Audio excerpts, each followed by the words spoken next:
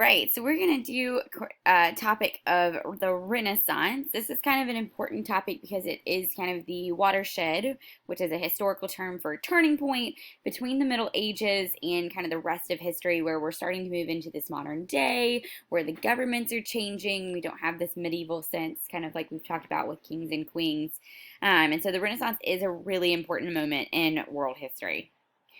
So as you can see on this map, we are starting to develop our normal states now. We have England, France, the Holy Roman Empire kind of represents what Germany eventually will be.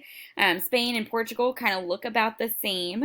And you have Italy kind of broken up into a couple different parts here. The Papal States, which is where Rome is located and the Pope had the most power, and then Naples down at the bottom. We also have England starting to develop in the north.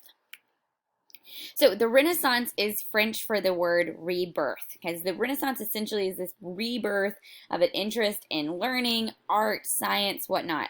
And what this is a rebirth of is the Greek and Roman ideology behind these types of ideas, behind that learning. Okay? They're refreshing themselves on the Greek and Roman classics and kind of building upon the knowledge that the Greeks and Romans had. So instead of focusing too much on religion, the Renaissance really starts to explore the human experience. It starts to ask lots of questions that hadn't been asked before. Now, at this time, Italy is really going to be the place where this occurs, where it starts, okay, because it is the most economically advanced. It has lots of wealth because the Pope is there.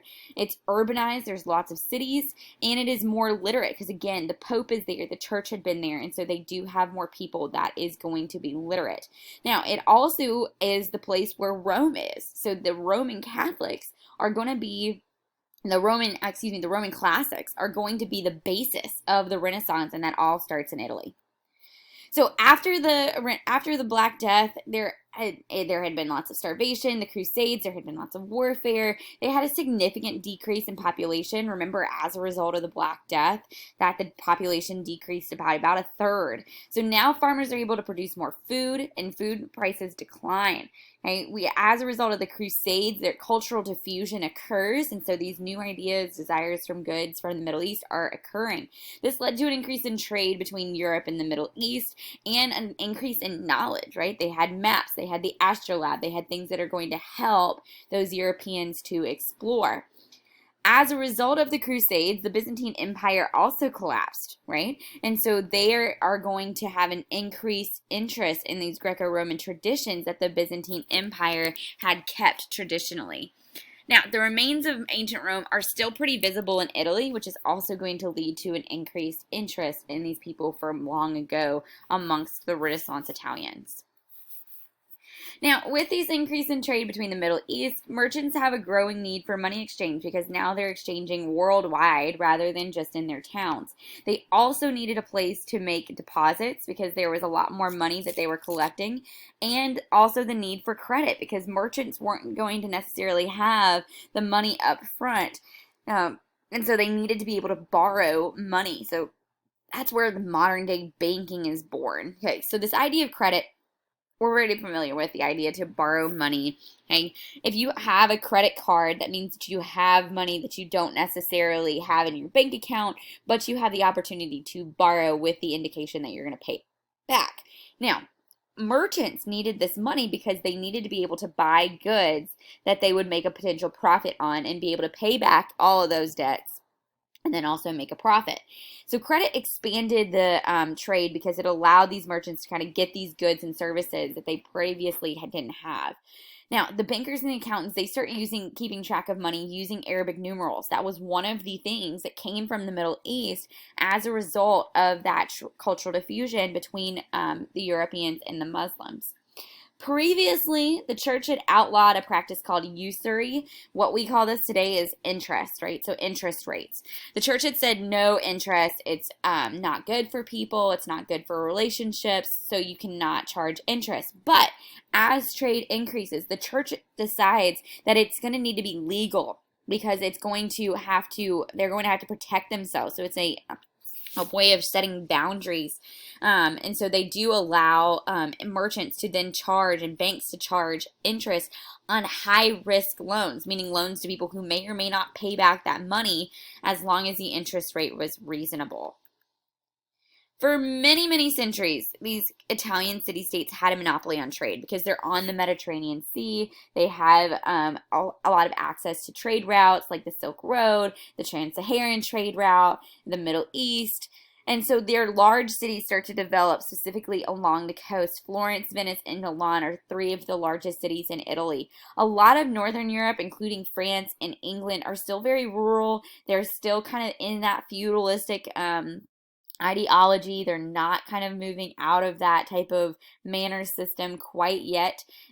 While the feudal system collapsed kind of in general, they're still going to be very manoralism-esque. Okay, and the cities in Italy provide a really good environment for changing ideas because people are always there. There's merchants and travelers coming through, introducing these new styles and attitudes. Cultural diffusion is really happening in these cities as a result of trade. So a wealthy merchant class emerges in Italy as a result. They have time, they have money, and so they're going to become patrons of the arts, supporting those Renaissance artists like Michelangelo, Raphael, people that we're going to talk about a little bit later. In general, the Italian city-states are going to be ruled as a republic. So we have this idea of men having their own voice, which is another part of this Renaissance ideology.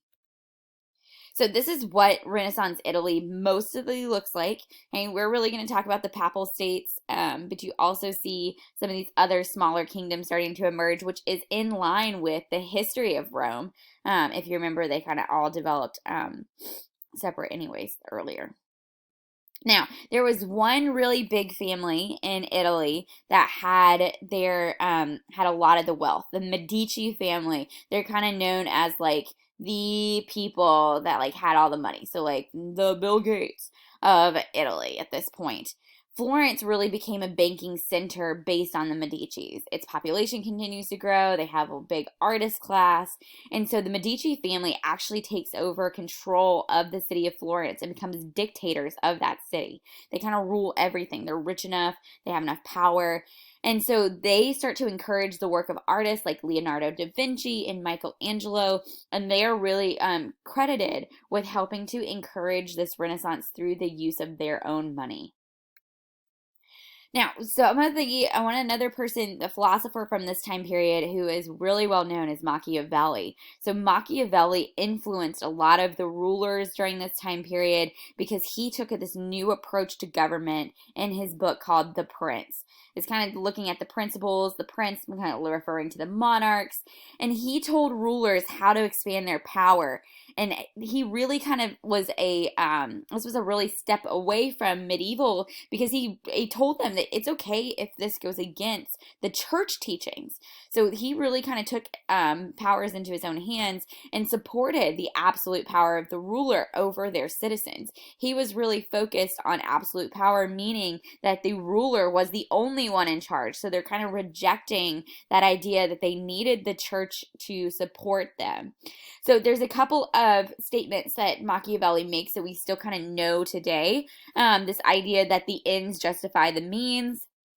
We have to do whatever is needed in order to keep power, that whatever happens at the end will justify the means to get there. So it kind of enabled rulers to do whatever they needed to do in order to keep their power.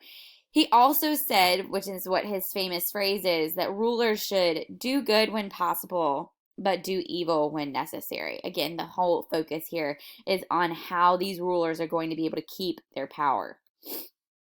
Now, one of the main ideas that the Renaissance is based upon is this idea of humanism. So humanism is going to permeate every part of the Renaissance.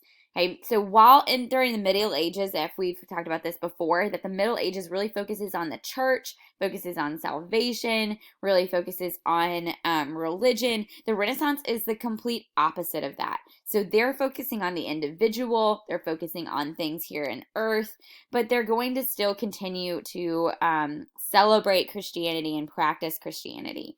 Okay, so humanists, which are the people who we tend to talk about being interested in the individual, focusing on the individual, are really interested in the classics. And when we're talking about the classics or classical works, we're really talking about the works of the ancient Greeks and the ancient Romans, those philosophers, Socrates, Aristotle, Hippocrates, Pythagoras. We're really interested in learning from those particular people. Now, the Renaissance was a revival of that type of learning, which led to humanism. So they were really reading hard on those Greeks and the Romans, and that's what led to humanism, or this focus on human potential, human achievements, studying subjects, history, grammar, literature, philosophy. Humanism really emphasized the individual. In the Middle Ages, the church was way more important than the people who belonged to them. But during the Renaissance, people were really going to start to elevate themselves over the church and putting themselves first. Now, the humanists are going to try to achieve a balance between this intellectual movement and their faith, but they also don't feel like people should blindly accept the teachings of the church, which is going to have a major impact on the church and eventually lead to the split between the Catholic Church and the Protestant Church. Now, most of us are Protestant, and so we kind of know that today, but we'll get into Protestantism in world history too. So as a result of the humanistic society, people start to adopt a more secular view. Secular kind of means that the focuses are on things of this world, not necessarily on religion. So when people say that we should separate church and state, what they're really focusing on here is how the government should run without influence of the church. Okay. And so that's kind of that secular mentality, that there should not be an influence of the church, that people should focus on what's important for right now for us. So this really influences church officials to become patrons of the arts, because the arts are blowing up at this time period, and people are starting to buy those art projects.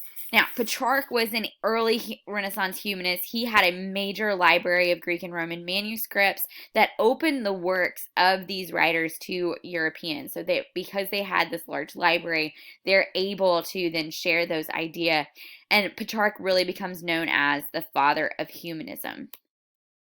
Now, Renaissance literature becomes really important. This is where Shakespeare comes in. We see Petrarch. We see some of these other major Renaissance artists coming in during this time period. And they begin to use vernacular, or the language spoken by ordinary people, so that more people could enjoy literature. Remember, there's still not a whole lot of people who could read. And so by using vernacular, allowed these people to have more access. A lot of the Renaissance literature is going to be meant to be enjoyed visually, like Shakespeare, rather than read, because we know that most of the people during this time period could not read. Right? So authors in the Renaissance wrote to express themselves or develop portraits of individuals. For example, Shakespeare, he used a lot of his plays to kind of show and showcase the human experience. What is love? That's all Romeo and Juliet is, and what that experience kind of looks like. And it focuses on humanistic ideologies by focusing on the individuals and individualism and things of this world rather than religious topics. Now, Renaissance artists reject those medieval traditions. They do portray some religious subjects, like, for example, Da Vinci's Last Supper painting, which we'll see here in a minute. But they're really done realistically. They're not done in the Byzantine-esque type, medieval-esque type portraits that we saw previously. And people are going to start to appear 3D. They're going to use something called perspective to make all the paintings appear three-dimensional. Okay, they're emphasizing individuality. People are going to look different. Okay, every person's going to kind of see their personality coming through. So some of the Renaissance artists that are the most famous are Leonardo da Vinci. We know this painting over here, the Mona Lisa. This is the Last Supper, and you can kind of see that the perspective comes right off of Jesus's head. Okay, everything kind of comes based off of that. You can see kind of where my mouse is going. The way that this was done, it has that three-dimensional aspect to it. Okay? You also see the realistic nature of both of these. The big question for Mona Lisa is she actually smiling? Okay? That question has been kind of gone over by people for many years. Michelangelo is also one of these big artists. So he painted the Sistine Chapel, and this is what that is. You might be more familiar with this picture right here. It's the God touching mankind. So you have that kind of picture. Adam and Eve is here. So again, we have this biblical setup, but it is done in a way that is realistic, that focuses on that human experience. We're seeing the anatomy that has kind of been emphasized from those Greeks and Romans art that we talked about earlier.